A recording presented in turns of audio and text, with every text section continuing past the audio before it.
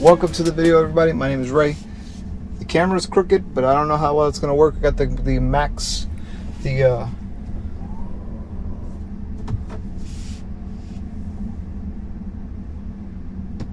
don't know what's going on here. The Max Pro lens on the GoPro Hero 9 Black. This camera here is going to be the GoPro Hero 7 Black. And we are in my brand new Tesla Model 3 2021.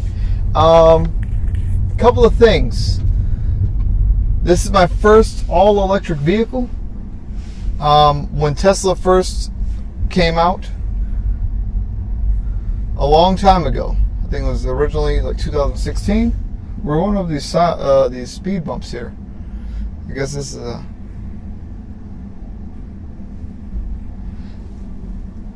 I don't know how low the car is. I haven't watched myself go over speed bumps. But maybe that's a thing we could do in a little bit. But today it is extremely cold. Outside right now it's 39 degrees. But the wind where I am currently located at, Riverview Farm Park, is extremely windy. And that cold is no joke. I do not want to scrape on these. Like I said, the car feels extremely low. I know it's still stock ride height. Like I said, I just got the car Monday, February, March 1st, 2020. Excuse me, 2021. How can I get the car March 1st, 2020 if it's a 2021 model? Anyways, March 1st, 2021, we signed for the car. It is our car now. Cut the check. Our car. My car. So this is going to be a new series on my channel. My name is Ray Hogg, by the way.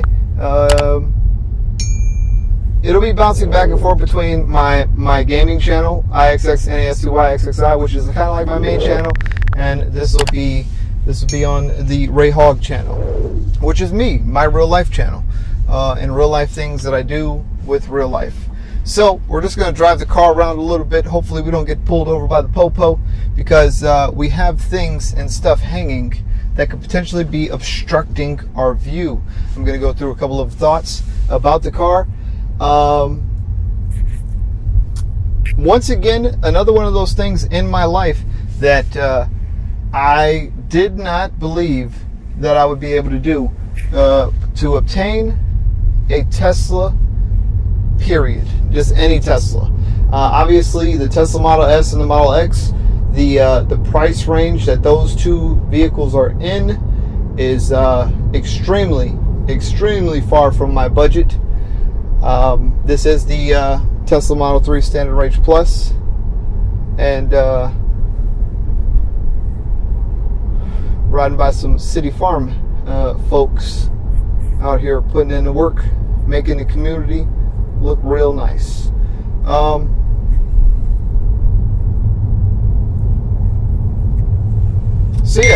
So a thing that I've been able to accomplish, obviously collectively with my wife. Without my wife, this would not be a possibility at all.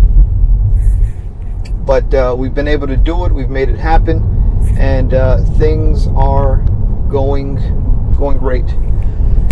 My initial thoughts on the car: I love the car. Favorite car by far so far. I do not have to get gas because this is an electric car. There's no gas to get. I have to get used to calling the gas pedal the accelerator. Overall, I really like the car. Now, a lot of people said that they were, I guess because there's no engine noise, the road noise is extremely loud. Now, me personally, I don't think it's that loud. 99% of the time I'm riding around with music anyway. The other 1% of the time, I'll ride around in silence.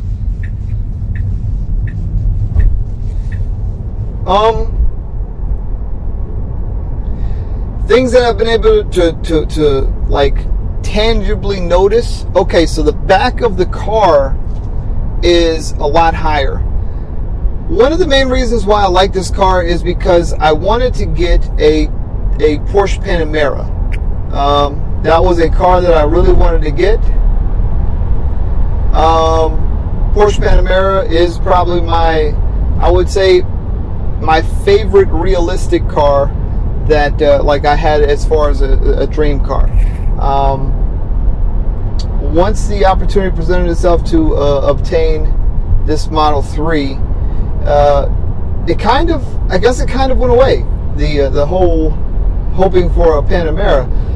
Main reason being is because the body styling is eerily similar, but in a little bit more compact form factor. As far as the body line goes, and the way the trunk and the back and everything, it's just, the car is amazing. It's an amazing vehicle, and I'm glad that I actually own this vehicle now. Big things that I didn't understand, well, I do understand, that I didn't care for, that I'm kind of disappointed about. Partial premium audio. Now, at the $40,000 price point, I bought, obviously, the white interior. I did get the sport 19-inch sport wheels. At the price point, I do feel like at the very least it could come with a garage door opener. However, I am aware that HomeLink, the company that Tesla uses for the garage door openers, was charging a licensing fee, and with that licensing fee, Tesla would have to pay every time they sold a vehicle with it already in the vehicle. So I understand why they're doing it this way. That's fine, but it's a lot of money. I'm just saying. So I'm going to be buying that shortly. $300. Tesla. You set up you buy the HomeLink from Tesla. They send it to you, and when you get it in the mail, you set up an appointment. You do not open the package. You wait for your Tesla technician to show up. I guess if you can get the home service, and I guess if you can't get home service, you're going to have to go to a Tesla service center and get it done there. So that is what I'm going to plan to do. Pay the $300, get it shipped to the house, hopefully be able to set up an appointment for Tesla mobile service to come and install it, and then we'll go from there. That'd be great. Right now I'm just using my my garage door clicker, my good old LiftMaster garage door clicker, and yeah, so that's perfectly fine. As far as the premium connectivity with the vehicle, I get 1 month of free premium connectivity. I don't really know what I have. The car. Okay, so now let me give you a little backstory. I'm coming from a 2015 Lexus RC 350 F Sport Mark Levinson edition. Nice car, love the car. That was my favorite car that I owned previously, and now this car that I'm currently in is now my favorite car. There is so much technology and apps and features in the car that I don't know what to do. So instead of having physical buttons, you obviously have the 15-inch touchscreen, and with the 15-inch touchscreen, 90% of the stuff I don't know how to do. I know how to control the air conditioning, the defrost, the mirror or rear defrost, windshield wiper blades. I use Bluetooth for my music. I don't have a Spotify, which I should set up a Spotify.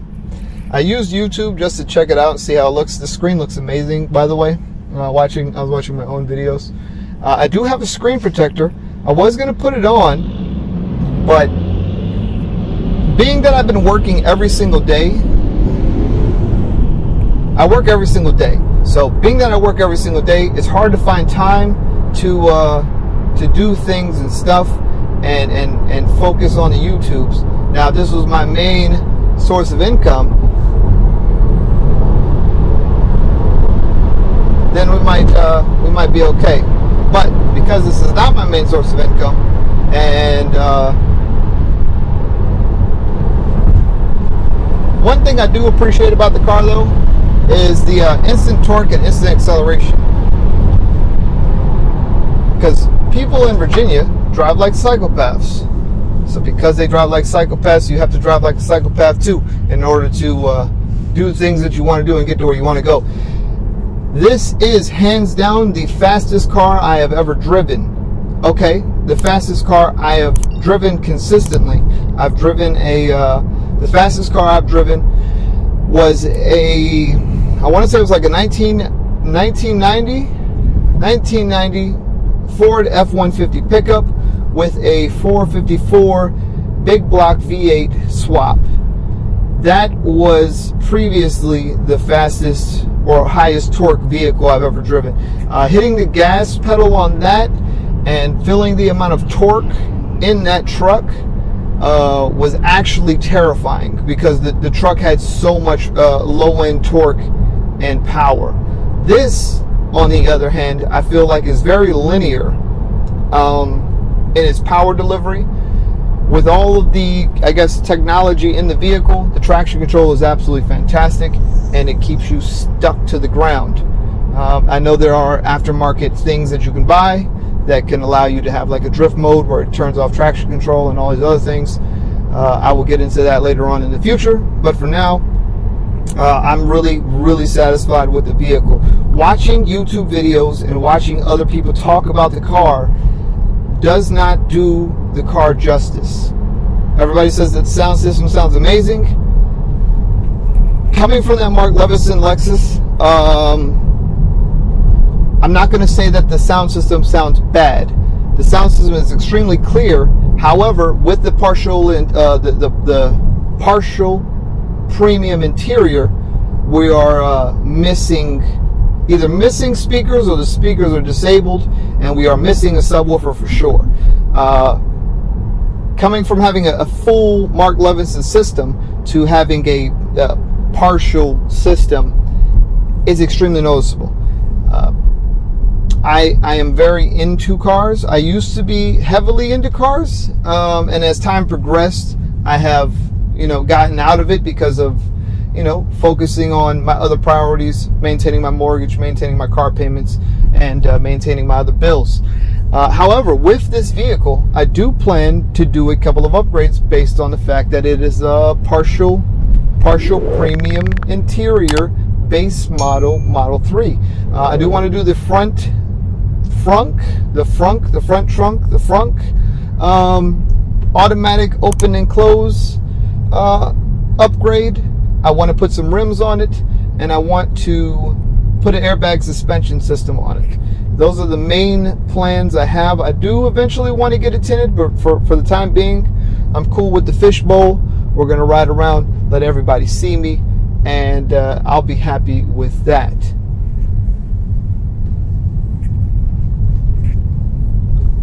So, yeah. As far as range anxiety and dealing with coming from gas to going all electric for the first time ever, I don't necessarily think that I have experienced that yet. The first day driving home from the dealership, getting home, not having enough time to charge, not the dealership, the Tesla store, not having enough time to charge, especially with the house charger, 5 miles an hour, not really going to cut it. I did have enough range to get to work and back home. However, in the morning, I did stop at the Supercharger for the first time and do my very first Supercharge, free of cameras and stuff like that, because it's the first time. I should have brought the camera with me, but I just decided to go for it and do it on my own. Not a bad experience, actually relatively decent. You just pull up, you hook up your charger, and sit there and chill and hang out. And I was playing with the stuff and things, and everything's cool. So I charged it up fully with the Supercharger, not fully, to 80%. Then I took it home and I put it on the charger, woke up the next morning, went to work, came back home from work, put it on the home charger. by the time I woke up to go to work, everything was good. Everything was up and running, and everything was ready to go. So maintaining the charge at home is relatively decent with the current, like the included charger. However, I do want to order the upgraded charger from Tesla and get that installed. I think I'm going to order the 8-foot cable because my garage is a 2-car garage, but I can park close enough to the wall where I want to have that mounted to where I can have that taken care of. I can park close enough to the wall to where that 8-foot cord will reach my car. So that is the plan for that. I know I have to hire an electrician to come out and I guess help me install it. I can actually mount it, but actually running the wires and doing the electrical stuff with the fuse, with the breaker box and all of that stuff, I'm going to hire a professional who knows what they're doing, so that way we're good to go. Yeah, so 2021 Tesla Model 3 standard range plus, white interior. Now there's another thing. It doesn't really warrant a separate video. However, I do feel like it is an important thing. I could not figure out for the life of me how you pay for supercharging, how the supercharging works, how any of those things work. So once you get the car, you download the app. If you don't already have the app, you have the app. The car is on your app. You have your own account. Whatever card you used to pay for, I guess, any of the financing options and stuff and things, whatever card you had on that account, you now have to, that's the card that will be charged.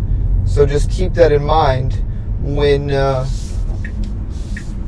you are paying for your supercharging. So pull up to the supercharger, you open up your charge port, plug it in.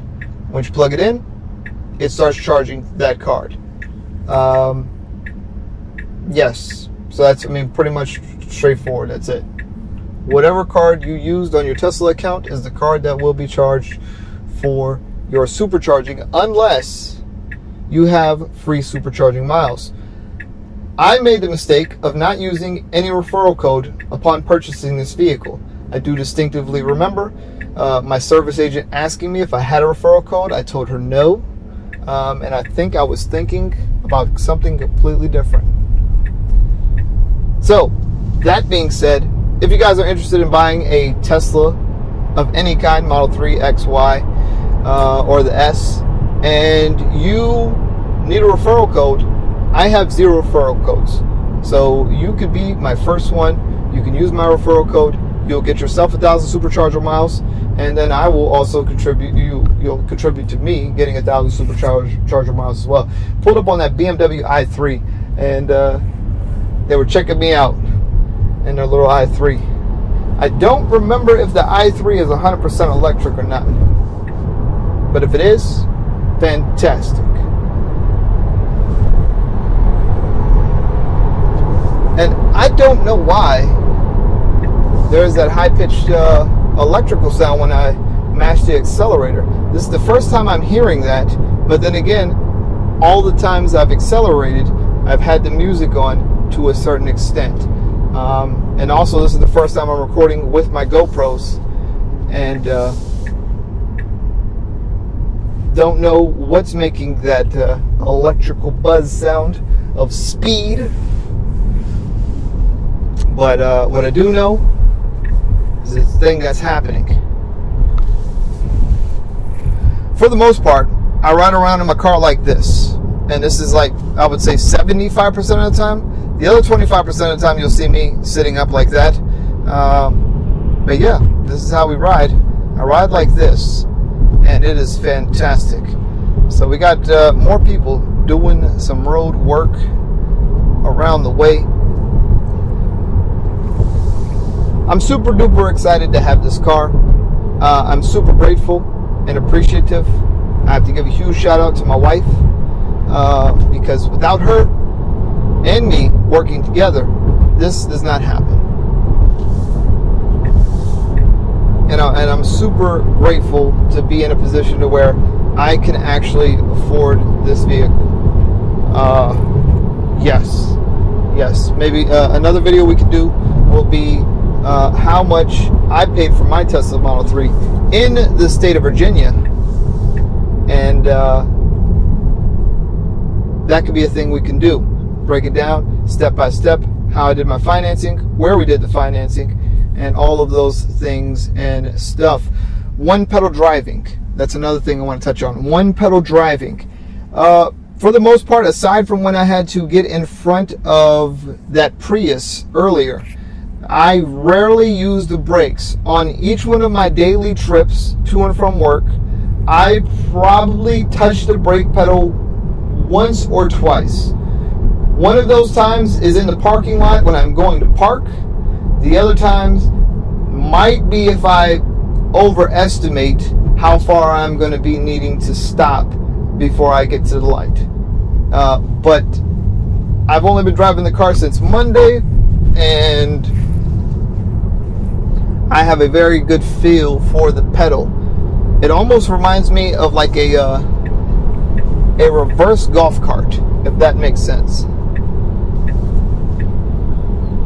Because in golf carts, some golf carts, the pedal is already pushed down, and then you let off the pedal, and as you let off the pedal, the more you let off the pedal, it goes.